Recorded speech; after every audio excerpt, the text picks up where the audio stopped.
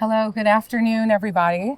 My name is Sarena Townsend. I'm the founding partner of Townsend Law, and I represent Ambra Gutierrez in her pursuit of justice. I stand here today almost exactly 10 years to the day from when Miss Gutierrez was sexually assaulted by Harvey Weinstein at his Manhattan office on that now infamous casting couch.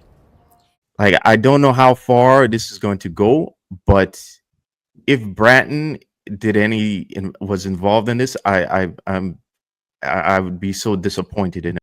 You know, before I came on the job, I thought Bratton was a rock star. You know, I thought he was a superstar, a legend for law enforcement. So to hear that incident happen and like just to think it through and wonder if Bratton got the call and he made the move to squash this case is like so disappointing, you know. And I kept thinking to myself, you know, what we heard here was like this. For those of you who watch wrestling, there's something called a heel turn, where like a baby face or like a good guy switches and he's now a bad guy. And when I heard this, I thought, man, this is like the greatest heel turn we've ever heard, because somewhere in between leaving New York, Bratton won, and then going to California and Hollywood and coming back here for Bratton 2, we got a heel turn, you know, because he's no longer like the blue collar legend in law enforcement, but we're seeing like a corporate Hollywood Bratton who's now working for the elites and squashing sexual abuse allegations. And that's to me, that's like, it's like hearing one of your heroes like has become a villain, and it's like, to me, it's so disappointing. Just long and short, just to summarize it for those of you guys that don't know what we're talking about. Models alleging that in 2015, well, she alleged in 2015 that she was assaulted by Harvey Weinstein. Case was rock solid. Special Victims runs with it. Chief of Special Victims, Mike Osgood's on the episode with Sarena Townsend, the victim. He builds a rock solid case, like Ron said. He walks us through the whole case, all of the evidence he had, everything he had. The model won like a beauty pageant in Italy. She was like whatever, Miss Italy or whatever she was. She gets brought to the Italian Prime Minister's home, and while she's there, she observes people being sexually assaulted. She leaves. She reports it, right? She was being told all this stuff in Italy. Oh, you'll be famous. You'll be rich. You just got to partake in these parties. Sort of like what we hear goes on with the elites here in New York, right? She reports it. Her testimony gets the prime minister found guilty of sexual assault, right? So fast forward, she's in America. This happens. New York Manhattan DA Cy Vance says that the evidence is not there and she's not credible because she's a prostitute, because she was at a party with prostitutes in Italy. The party that she testified in court and had someone convicted over. The most powerful person in Italy. So complete misrepresentation of the fact by the Manhattan DA, and they dropped the case. So I saw a very big difference, and I really hope that this is going to be the way that the future is going to be here for victims of this type of crimes, because it needs to be done better. I mean, I can say it's not easy to speak about this stuff, and already someone that has the strength to do it needs to be supported all the way up. And I grew up in Italy watching a lot of American police TV series, and like the fact that I went right away to the police is because I believed in the system, and I still do believe that amazing people are working in it, and that's why I decided to do my best and everything to just make that a simple job, and instead I was let down. So hopefully I can make a change right now with you guys. I find this odd though, because I'm like So, Ambra, I don't know if you know, I've been victimized. I'm a police officer. I was a police officer. I was victimized by the same system. They do the same thing to everybody, whether it seems that they love to smear people. What evidence do you know of does anybody say you are a prostitute? Who, where is this come from? Because it looks like it's picked up out of thin air to me. There's no evidence of you doing anything like that, right? Yeah, the question was out of nowhere because my answer was like, have you heard the recordings? And also, why are you asking this to me? Like, it doesn't make sense. And so, yeah, they take out the documentation from the Italian prime minister case. And I don't know if they couldn't understand what was going on in there, but I testify against him. I was brought to this party without even my knowledge because my agent brought me and my other colleague. And when we left, so basically the situation was like, you participate to these parties and you become famous in Italy. I did not have any type of career after that night. And I believe of myself to be an okay model. I mean, I got to New York and I have other talents as well. So how come I don't have a career in Italy? I, find difficulties to even find a job after, of course, they also destroyed my reputation because the ex-prime minister was also the owner of all the medias in Italy. And I had to flee the country. I mean, I was happy that I left Italy because then I ended up in New York, but then I did not expect that something worse would have happened after. And that's also why I collaborated so much with the police, because I wanted to give him enough proof or the most of that I could have done, because I didn't want to repeat the same story where also in Italy, they tried the best to discredit me. And I was just starting my life as an 18 years old. Person. Listen, my heart goes out to you. I know that feeling, and it's something that in the NYPD, they love to. That's what they like to do. Like that. This is my story. That I would. They clearly. I'm a MAGA guy, therefore we got to smear Sal Greco. Like they have a trend, and the big question here, I'm wondering, that goes to you, Mike and Sarena.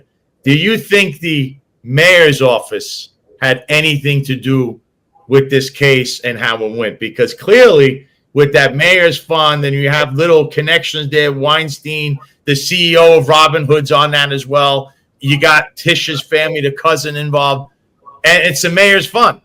And there's real estate people, and Harvey's a powerful guy. So do you think at all, is there anything, any evidence, anything you could think of that could show, or you have an inkling saying the mayor's office had some, was involved?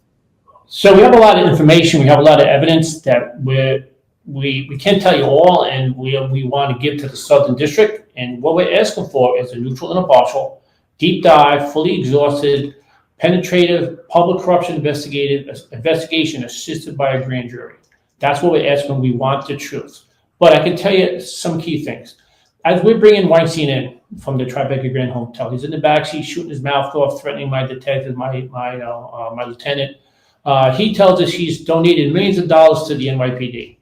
Now, what we believe that to be is the New York City Police Foundation. That's what we believe. And the Los Angeles Police Foundation. He also says when we approach him in the lobby of the Tribeca Grand Hotel, he says he knows Bill Bratton. He's going to call Bill Bratton and he's going to stop us.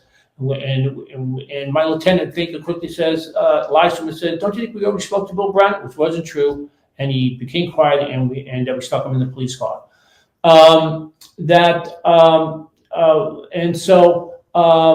So we believe he was more than likely a big donor to the New York City Police Foundation and the LA Police Foundation. He obviously had a relationship with Bill Bratton.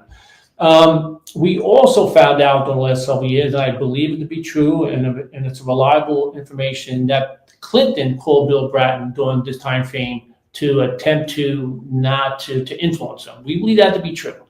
Why? Because unbeknownst to us in 2015, Weinstein was a large Democratic bungler. He had a very close relationship with the Clintons. With Obama, he had numerous fundraisers at his mansion in Westport, Connecticut that we had under surveillance. He's bundled and donated millions of dollars to the Democratic Party. That's fine. That's his choice. That's fine. And so Bill Bratton had a close relationship with the Clintons. That Bill Bratton left the NYPD and went to a Clinton-based company called Teneo. And there's a lot more to this. What I believe, what I reasonably believe, based on my information and the facts of this case and stuff, is that Weinstein was able to both influence both the Matt DA's office and the NYPD to stop the prosecution in many different ways, and that's what has to be investigated. And there's a lot more to this. You probably heard that I hit Ambra.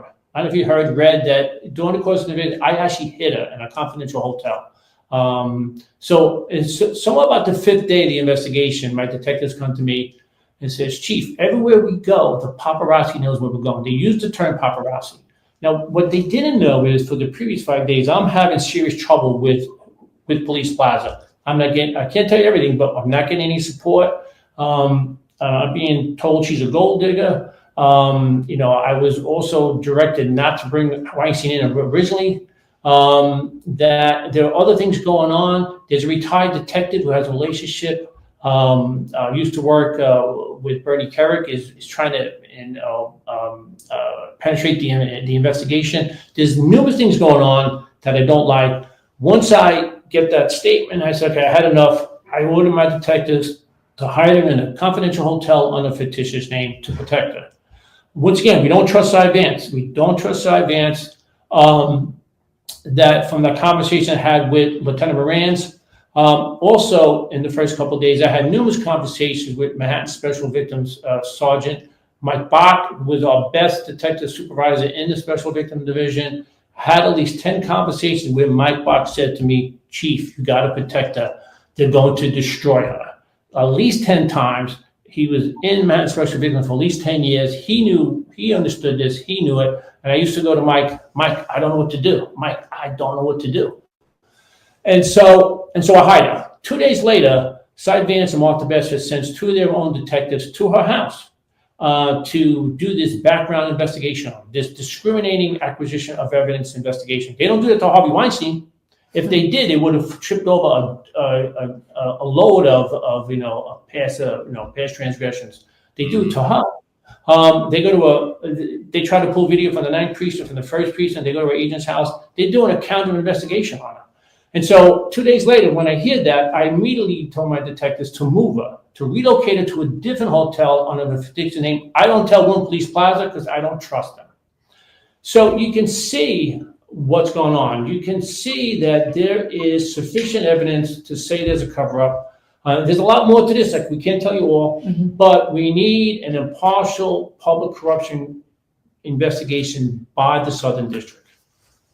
What gets even crazier about it, though, is that they then, LA County, now LA, Los Angeles, they use her, they pick up her testimony, they bring her on the stand, they bring Mike Osgood and all of the special victim NYPD detectives on the stand, they run through the whole case, it's rock solid, and they convict Weinstein.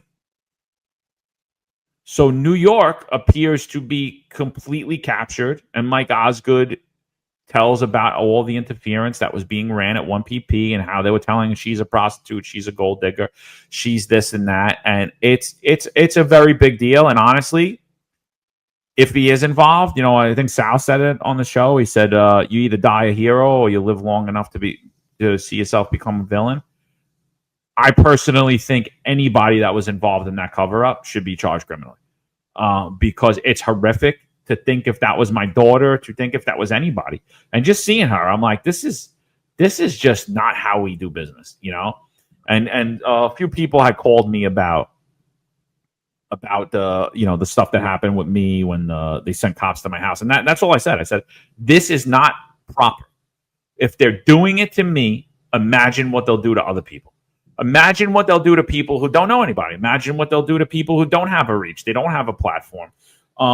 And the same goes on for her. If they did it to her, they could do it again. It's horrible. she was re-victimized by New York City, and her perpetrator was protected by New York City, by the NYPD and the Manhattan DA's office. That episode did not get enough eyes on it. People need to really watch that part. Even if you want to just go to watch the part, Chief Michael Osgood, Sarena Townsend, and the model give their testimony. I had my mouth wide open the entire time. I was like, I can't believe what I'm hearing. I can't believe the names that are coming up. And I just can't believe that this could happen today. Even though it was 2015, I was in the police department in 2015. I didn't know this. If I wouldn't, this is horrible. It's disturbing. It's horrible. And what it sounds like is, there are some elites that have fixers and they're committing crimes and everybody knows about it. But hey, they donate a lot of money to this one or that one, and we can't have them go because they give us a lot of money. Horrible. So definitely check that episode out. And start. Yeah. Yeah, no, and she wasn't found credible by some conservative DA. He was found credible by George Gascon. You've just watched a clip from our live episode. Click the description to watch the full episode. Like, share, and subscribe for more videos just like this.